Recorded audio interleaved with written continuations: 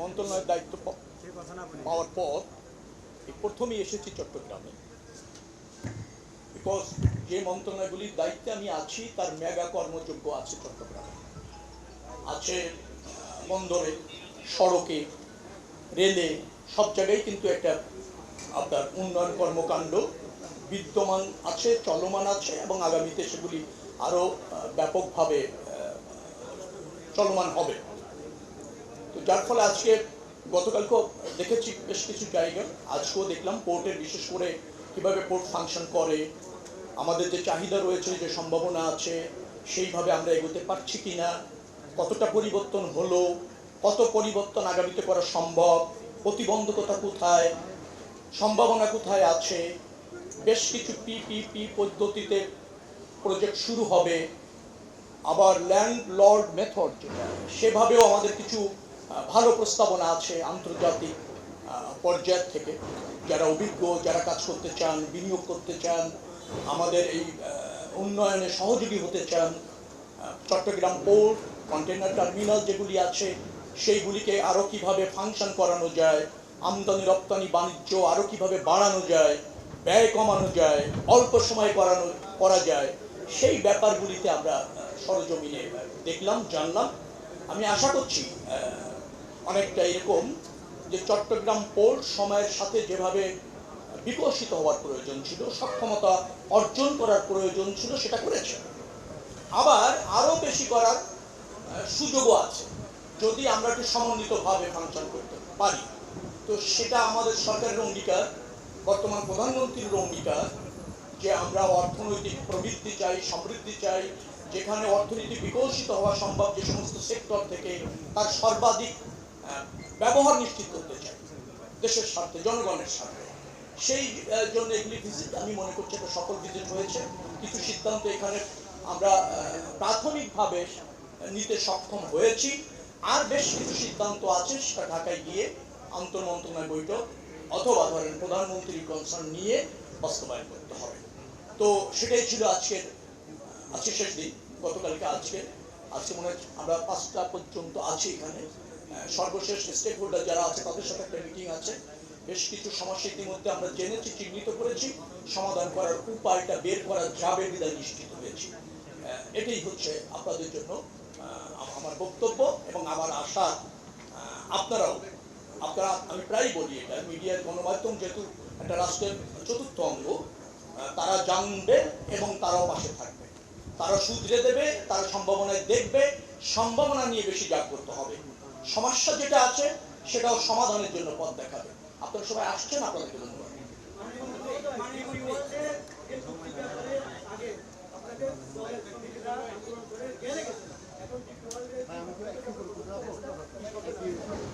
DP ওয়ার্ল্ডের সাথে এই বন্দর, বিশেষ করে এনসিটি যেখানে আমরা দাঁড়িয়ে আছি, সেটা অপারেশন করার, কন্টেনার টার্মিনাল হ্যান্ডেলিং করার একটা প্রস্তাবনা আছে। তো সেই প্রস্তাবনার যথেষ্ট ইতিবাচক সম্ভাবনা আছে। আবার ইতিবাচক সম্ভাবনা যেখানে ক্রিয়েট হয়, সেখানে কিছু ছোটখাটো প্রতিবন্ধকতাও তৈরি হয়। কারণ একটা চেঞ্জ যখন আপনি আসবেন, নিশ্চয়ই কিছু ক্ষতিগ্রস্ত হতে হয়, আবার কিছু অ্যাচিভ করার সুযোগ হয়। তো সেগুলি সব আমরা পুঙ্খানুপুঙ্খরূপে বিশ্লেষণ করছি।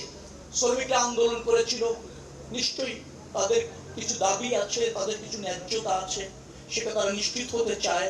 কিন্তু সেই ন্যায্যতাটাকে আমরা আমলে নিয়ে আরো বেশি রাষ্ট্রের ন্যায্যতা যদি প্রতিষ্ঠিত করতে পারি, নিশ্চয়ই শ্রমিকদের সেখানে রাষ্ট্রপ্রেম বা দেশপ্রেমের জায়গায় তো তারা উদার হবে, যদি না তারা ডিপ্রাইভ হয়। আমি আবারও বলছি, আবার আমাদেরকে বৃহত্তর স্বার্থটাও চিন্তা করতে হবে। আমরা একটা পরিবর্তিত পরিস্থিতিতে এগিয়ে যাচ্ছি, প্রতিযোগিতাপূর্ণ বিশ্বকে ফেস করছি।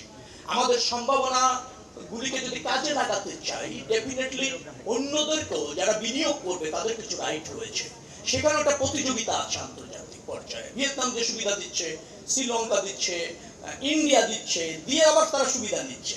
আমাদের কোনো জায়গায় একটু উদার হয়ে বেশি সম্ভাবনা বা বেশি সুবিধাটা নেওয়ার মানসিকতা ক্রিয়েট করতে হবে।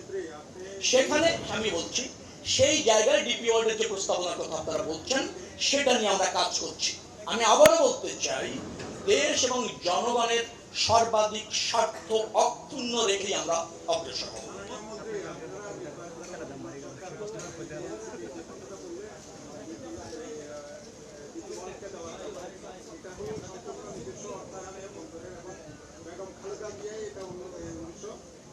উদ্বোধন করেছিলেন এখানে একজন এই বন্দরের ব্যবসায়ী একজন আছেন এখানে এখন উনিও জানেন যে এটা এখানে 1 টাকাও বিনিয়োগ করার তেমন কোনো স্কোপ নেই এখানে সম্পূর্ণ এবং বন্দরের 40% হ্যান্ডেলিং কিন্তু এই এনসিপি দিয়ে হয়ে থাকে আপনি নিশ্চয়ই জানতে পেরেছেন। তাহলে এটা যেহেতু সম্পূর্ণ নিজস্ব অর্থায়নে এবং এখানে কোনো বিনিয়োগের এখানে পর্যাপ্ত বেল্ট ট্রেন আপনারা আছে অন্যান্য ইকুইপমেন্টও আছে তারপরেও কেন আপনারা কি আগের সরকারের মতো জিসি2 কনসেশন এগ্রিমেন্টের মাধ্যমে এটা কি দেওয়া কতটুকু যোগ্যতা আছে সেটাকে আপনারা বিবেচনা করছেন কিনা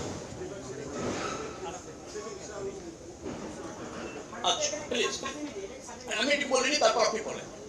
বিষয়টা হচ্ছে আপনি প্রথমে বলেছেন ডিপি ওয়ার্ল্ডকে দিতে যাচ্ছি এরকম শব্দটা, এটা আমরা চাইবো যে এরকম ভাবে না, বলছি ডিপি ওয়ার্ল্ডের প্রস্তাবনা আছে আর আমরা সেই প্রস্তাবনাগুলিকে আমাদের স্বার্থ অক্ষুণ্ণ রেখে বিবেচনা করছি মাত্র, আমি যদি শব্দ ব্যবহার করতে সঠিক হয়ে থাকি। আপনি যেটা বলছেন যে এখানে নতুন করে আর ডিপি ওয়ার্ল্ডের বিনিয়োগ করার কোনো সুযোগ নেই, আমরা ইতিমধ্যে বিনিয়োগ করছি এবং এই প্রকল্পের সুফল পাচ্ছি এবং যা আমরা পাচ্ছি ডেফিনেটলি সেটা যথেষ্ট বলে আপনি মনে করেন। আমরা ওগুলিও বিবেচনায় রেখেছি, আপনারা যেগুলি বলছেন সেগুলো আমরা বিবেচনায় রেখেছি। আমরাও জানি যে আর কত টাকা এখানে ডিপি ওয়ার্ল্ডকে নতুন করে বিনিয়োগ করতে হতে পারে এবং কত টাকা বিনিয়োগ করে সে কতটা সুবিধা নেবে বা কতটা সুবিধা আমরা তাকে দিব কি না সেইগুলো বিবেচনায় রয়েছে। আপনার প্রশ্নটা আমাদের বিবেচনায় রয়েছে, এইগুলি বিবেচনা করেই সরকার সিদ্ধান্ত নিবে। কি সিদ্ধান্ত নেবে সিদ্ধান্ত নেওয়ার সময় জানাবো। একটা বিষয় যে আওয়ামী লীগ সরকারের হাত ধরে এই এনসিপি ডিপি ওয়ার্ল্ডকে দেওয়ার যে প্রক্রিয়াটা কনসেশন চুক্তির যে বিষয়টা সেটা শুরু হয়েছিল, পরবর্তী ইন্টারিম গভর্নমেন্ট এখন আসলে সবসময় একটা কথাই বলা হয়েছে দেশের স্বার্থ রক্ষা হবে, কিন্তু এই নিয়ে একটা দ্বন্দ্ব তৈরি হয়েছে। আসলে এখন কোন সরকারের সময় এটা মীমাংসা হচ্ছে না, শেষ হচ্ছে না, এটা মানুষ শেষ দেখতে চায়। এখন দেখছি যাদের কাছে চলছে আন্দোলন হয়েছে, জেল জুলুম হয়েছে, এটা শাসন হয়েছে, অনেক কিছু তো হয়ে গেছে। এখন এটা তারা ভাগ্য বিধান হওয়া দরকার। এই কনসেশন চুক্তিতে না গিয়ে ওডিএমে নয় কেন আন্তর্জাতিক স্বচ্ছতা ভিত্তিতে দরপত্রের ভিত্তিতে নয়, যেভাবে সে আসতে পারে। হ্যাঁ, ডিপি ওয়ার্ল্ড তথা আলবা ইরাদের সাথে বাংলাদেশের সরকারের একটা সুসম্পর্ক আছে, আমাদের শ্রমবাজারের বিষয় আছে, আমাদের রাষ্ট্রীয় স্বার্থ আছে, কিন্তু কিছু জায়গায় আমাদের তো ট্রেড পলিটিক স্বার্থ, আমাদের ট্রেডের স্বার্থ, দেশের স্বার্থ, ইকোনমিক স্বার্থ দেখতে হবে। মানে আমার বক্তব্যটা হচ্ছে এটাই যে সমাধানটা কবে হবে, শেষ কবে হবে সেটা করতে চাচ্ছি না, কারণ বিনিয়োগটা আমি এটা বিশেষ করে 13% বেশি ইয়েতে কাটবে এটা এখন করতেছে এই ড্রাইডকের সাথে। তাহলে আমার মনে হয় দ্রুত আপনাদের এটা ইয়েতে চলে যাওয়া উচিত। না, আমরা দ্রুত সিদ্ধান্তে যাওয়ার জন্যই কাজ করছি। আপনি যে জায়গাগুলি বললেন যে এই জায়গাগুলি বিবেচনায় নিতে হবে, ওই জায়গাগুলি সরকার সর্বাধিক গুরুত্ব দিয়ে বিবেচনায় নিচ্ছে বিধায় বার্গেনিংটা চলছে। আর আপনি আরেকটা কথা বললেন যেটা যে মুক্ত টেন্ডার একটা প্রক্রিয়া, G2G একটা প্রক্রিয়া, PPP একটা প্রক্রিয়া, সবগুলি কিন্তু প্রতিষ্ঠিত প্রক্রিয়া। তো এই প্রতিষ্ঠিত প্রক্রিয়ার মধ্যে কোনো একটা প্রপোজাল যখন যে প্রক্রিয়ায় আসে প্রথমে সেই প্রক্রিয়ার সাথেই বার্গেনিংটা করতে হয়। সেই প্রক্রিয়া যদি আমাদের স্বার্থ রক্ষা না করে ডেফিনেটলি আমরা উন্মুক্ত টেন্ডার প্রক্রিয়ায় যেতে পারি। যেহেতু প্রক্রিয়াটার প্রস্তাবনা ওই রকম, নিশ্চয়ই সেটা নিয়ে আমরা কথা বলছি আর এটার সিদ্ধান্ত অবশ্যই হবে দ্রুততম সময়ের মধ্যে। আবারও বলছি, সবাই বলে যে দেশের স্বার্থ বার্গেনিং হচ্ছে, এটা অন্যান্য সরকার বলেছে, আপনি বলছেন, আর আমরা বলছি দেশের স্বার্থ রক্ষা করে হতে চলেছে। সেটি না যদি হয় নিশ্চয়ই আমরা তার জন্য জবাবদিহি করতে বাধ্য আছি, কারণ আমরা ম্যান্ডেট প্রাপ্ত সরকার, জনগণের ভিত্তিতে আছি। জনগণের স্বার্থ রক্ষা এবং জনগণের কাছে জবাবদিহি করা আমাদের রাজনৈতিক অঙ্গীকার। ডেফিনেটলি বর্তমান সরকার সেইগুলি বিবেচনা করেই দ্রুততম সময়ের মধ্যে সিদ্ধান্ত নেবে।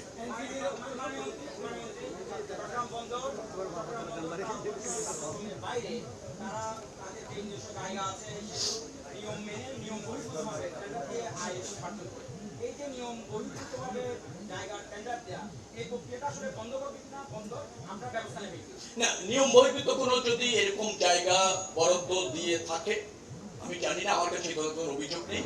ডেফিনেটলি নিয়ম বহির্ভূত খালি জায়গা বরাদ্দ কেন, কোনো কাজই হবে না, হওয়া উচিত না। কিন্তু কোথায় নিয়ম বহির্ভূত হয়েছে সেটা শোনা একরকম, বিশ্লেষণটা একরকম। আমরা মনে একটু বিশ্লেষণ করে দেখি। আরেকটা কথা বলা দরকার, যে ধরেন এই যে লালদিয়া একটা পোর্ট, কন্টেইনার টার্মিনাল, তারপর ধরেন বে টার্মিনাল, তিনটা পার্ট হয়েছে, পতেঙ্গা টার্মিনাল ফাংশন করছে, ওরা করছে। তো এই যে যে জায়গাগুলি আমরা যাচ্ছি, নিশ্চয়ই তো সেটা আমাদের ক্যাপাসিটি বাড়াচ্ছে, আর সেই ক্যাপাসিটি বাড়ানোর প্রয়োজন রয়েছে। 40% মতো কন্টেইনার আমি যেটা জানলাম এখান থেকে খালি চলে যাচ্ছে দেশের বাইরে। তার মানে আমার কি এক্সপোর্ট আরো বাড়ানোর সুযোগ আছে। হলে কি হতো, এই সুফলটা আমি সম্পূর্ণভাবে রাষ্ট্র পেত। আবার এটাও আপনি জানেন যে আমাদের প্রায় 92% আমদানি রপ্তানি অর্থনীতি এই পোর্ট কেন্দ্রিক হয়।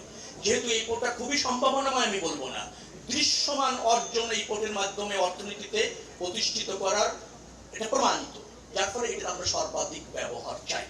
মনে রাখা দরকার, সর্বাধিক ব্যবহার যখন আপনি চাইবেন, প্রাথমিকভাবে মনে হতে পারে কোনো কিছু আপনি স্যাক্রিফাইস করছেন, কিন্তু আপনি যখন ধৈর্য রাখবেন, ওটা যখন পরিপূর্ণভাবে বাস্তবায়ন হবে, দেখবেন যে অনেক বেশি সুফল আমরা পেতে চলেছি। যে কন্টেইনার টার্মিনালগুলি ইতিমধ্যে উদ্যোগ নেওয়া হয়েছে অথবা ধরুন প্রস্তাবনাগুলি আছে, সেইগুলিও আমরা দেশের স্বার্থ রক্ষা করে এবং আমাদের অর্থনীতিকে প্রাধান্য দিয়ে বিবেচনা করছি। আমার বিশ্বাস এই নির্বাচিত সরকারের কাছ থেকে আপনারা সেই জবাবদিহিমূলক ডিট এবং সেই জবাবদিহিমূলক হচ্ছে আপনার যেটা প্রকল্প আপনারা নিশ্চিতভাবে দেখবেন।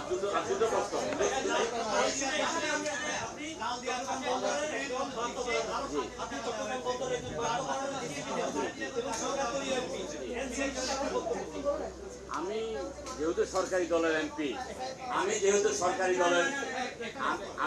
সরকারি দলের এমপি, আপনারা জানেন যে যখন অন্তর্বর্তীকালীন সরকারের আমলে আমি আমার একটা স্পষ্ট বক্তব্য ছিল, এই মুহূর্তে সরকারের দলের যে পলিসি, আমি সেই পলিসির বাইরে যাব না। আর আরেকটা জিনিস আপনাদের জানাই, আমাদের নবনীত মানে নতুন করে যিনি যোগদান করেছেন আমাদের নৌপরিবহন মন্ত্রণালয়ের মাননীয় সচিব, তিনিও আজকে আমাদের এখানে উপস্থিত আছেন। একটা বিষয় সময়ে আওয়ামী লীগের আমলে আওয়ামী লীগের লোকজন তার দলীয় লোকজন এই বন্ধ নিয়ন্ত্রণ করতে বলে একটা অভিযোগ আমরা সব দেখছি। আমরা ছাত্রদের যারা ছাত্র নেয় তাদের ছাত্র বলে বা ছাত্রদের কমিটিতে তাদেরকে নিয়ে এসেছেন, এটা কি বন্দরের ব্যবস্থাপনার সাথে তাদের পরিচিত করে দেওয়ার জন্য নিয়ে আসছেন কিনা একটু জানতে চাই। আমি চিটাগাংয়ে ছাত্রদল কারা করে আমি বলি, আমার সমস্যা হচ্ছে খুব স্ট্রেট ফরওয়ার্ড কথা বলার সমস্যা আছে। ছাত্র দলের পরিচিত রাজনৈতিক মুখ চিটাগাংয়ে আমি কাউকে চিনি না, এই পাশে থেকে বলছি চিনি না। ছাত্র দলের কোন নেতা যদি আশেপাশে থেকে থাকেন তিনি তার দায়িত্বে আছেন। ছাত্র দল, যুব দল, বিএনপির মেম্বার অফ পার্লামেন্টের পর্যন্ত আমার চেনা আছে। এখানকার স্থানীয় রাজনীতি থেকে প্রভাবশালী কে ত্যাগী এত ডিটেলস আমি জানি না। আমি কোন ছাত্র দল, যুব দল, স্বেচ্ছাসেবক দলের এই এলাকায় রাজনৈতিক সুবিধা পাবে এই বিবেচনায় আমার কাছে থাকার কোনো সুযোগ নেই। আপনি জানলে অবাক হবেন, আমি শুধুমাত্র অর্থমন্ত্রীর সাথে কথা বলে আসছি যে আপনার সেই ঐতিহ্যবাহী চিটাগাং যা জাতীয় রাজনীতিতে গুরুত্ব রাখে, যা বাণিজ্যিক রাজধানী হিসেবে প্রতিষ্ঠিত, সেখানে আমার দপ্তরের প্রয়োজনে যাচ্ছি। এই একজন ব্যক্তির সাথে আমি কথা বলে এখানে এসেছি। আমি রাজনৈতিক সফরে আসিনি, আমি আমার দপ্তরের কিছু বড় প্রকল্পের করণীয় নির্ধারণ করতে সশরীরে ভিজিটে আসছি মাত্র। এর সাথে অন্য কোনো রাজনৈতিক সম্পর্ক নেই। নিয়ম দুর্নীতির রোধে আপনারা পদক্ষেপ নিয়েছেন। আমি বলবো বিগত সময় চট্টগ্রাম বন্দরে ডিপিএম এর মাধ্যমে অনেক ইকুইপমেন্ট কেনা হয়েছে, অনেক অনিয়ম হয়েছে, এমন অনেক ইকুইপমেন্ট কেনা হয়েছে যে বন্দরে একদিনও ইউজ হয় না, এখনো পড়ে আছে। এই ধরনের অনিয়ম দুর্নীতিগুলো আপনি খতিয়ে দেখবেন কিনা সেটা একটু বলেন। অবশ্যই এই ধরনের কর্মকাণ্ড যদি হয়ে থাকে বিগত দিনে, শুধু চট্টগ্রাম পোর্ট না, বাংলাদেশে যেভাবে জনগণের অর্থের অপচয় হয়েছে, প্রকল্পের নামে অপব্যবহার হয়েছে, দুর্নীতি হয়েছে, প্রত্যেকটাই সরকার খতিয়ে দেখছে। আর আমার মন্ত্রণালয়ের অধীনে যে সমস্ত অনিয়ম আপনারা অভিযোগ করে বললেন, আবার কিছু অভিযোগ ইতিমধ্যে মন্ত্রণালয় সউদ্যোগে বিবেচনা করছে, তদন্ত করছে, তার তদন্ত অব্যাহত থাকবে, প্রকাশ করা হবে এবং আইনি ব্যবস্থা গ্রহণ করা হবে। মহোদয়, এই যে চট্টগ্রাম বন্দরের একটা বড় জায়গা হচ্ছে বহির্নগর, যেখানে বছরে 12 কোটি জন মোটামুটি এটা চোখের আড়ালে থেকে যাওয়ার মতো। কিন্তু কিন্তু এই যে এই মুহূর্তে চট্টগ্রাম বন্দরে বহির্নগরে 120টা জাহাজ লাইটার জাহাজ আজকে অবস্থান করতেছে, যেগুলো BWTCCC এই যে এই আপনার কাছ থেকে দাম পাওয়া তেলের অভাবে তারা এই জাহাজে লোড করতে পারতেছে না, মাদা বেচা থেকে বন্দরে যেতে পারতেছে না। ওই জাহাজে বাংলাদেশে পণ্যের যে সাপ্লাই চেন, এই সাপ্লাই চেনটা ঠিক রাখার ক্ষেত্রে এই লাইটারগুলো প্রয়োজনীয় ভূমিকা রাখে। আপনার তরফ থেকে কোনো হস্তক্ষেপ মানে থাকবে কিনা যে লাইটার জাহাজগুলো যেন পদ্মা মেঘনা যমুনা থেকে প্রতিদিন মেরিন সেক্টরে 50 টন করে তারা তেল পায়, 150 টন পায়, ওটা প্রয়োজন অনেক কম। কাজে এই জায়গায় একটা হস্তক্ষেপ অনেক আশা করি। হস্তক্ষেপকে আমার অনুরোধ রয়েছে, জ্বালানি মন্ত্রণালয়কে আমরা ডিমান্ড দিয়েছি।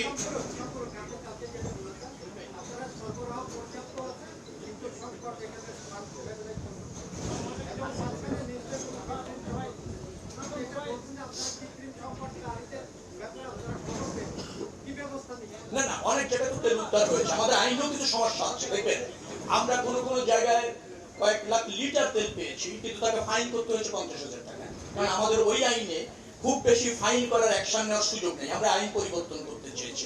আরেকটা কথা আমি বলি আপনাকে, আমি বলছি তেলের যে ডিমান্ড আছে সেই অনুপাতে আমাদের মজুদ এবং সরবরাহটা আছে, কিন্তু যেভাবে কৃত্রিম একটা ডিমান্ড তৈরি হয়েছে সেই অনুপাতে সরবরাহটা নিশ্চিত করা যাচ্ছে না। কারণ হঠাৎ করে আমাদের ডিমান্ডকে এভাবে দেখানো হচ্ছে বা প্রয়োজন হচ্ছে, পিছনে কি আছে সেটা তো আমরা অনেকেই জানি।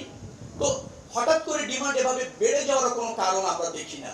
তবে তেল সংক্রান্ত ব্যাপারে, জ্বালানি সংক্রান্ত ব্যাপারে আমার কোনো মন্তব্য মানে করার সুযোগ নেই। নিশ্চয়ই জ্বালানি মন্ত্রী, প্রতিমন্ত্রী তারা নিয়মিতভাবে আপনাদের বলছেন। আপনার ওই জায়গাটা আমি শেষ করেছি একটা বাক্য দিয়ে।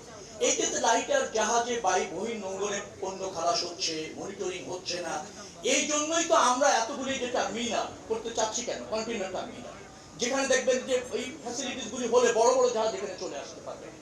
আপনি হয়তো মনে হয় বে টার্মিনাল 1, 2, 3 দেখছিলাম, সেখানে কিন্তু মাদার ভেসেল অনেকে চলে আসতে পারবে, এই ধরনের কিন্তু সুযোগ আছে। যার জন্য আমরা বহির্নোঙরে এত জাহাজ না রেখে একেবারে কাছাকাছি নিয়ে আসার চেষ্টা করছি।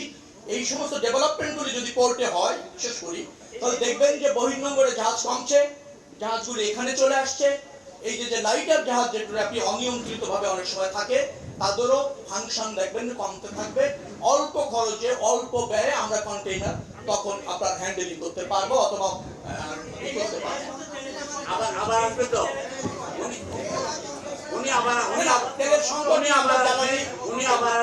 জ্বালানি উপদেষ্টাকে বলেছি, জ্বালানি মন্ত্রীরা জ্ঞাত আছে, আমাদের যে সমস্ত জায়গায় তেলের প্রয়োজন আমরা জ্ঞাত করেছি, এবং আমরা সেখান থেকে দাপ্তরিকভাবে বা মন্ত্রণালয় কেন্দ্রিক যে ডিমান্ড আছে সেটা পাচ্ছি। ধন্যবাদ। আজকে এখানে শেষ, ইনশাআল্লাহ আবার আপনাদের সাথে দেখা হবে।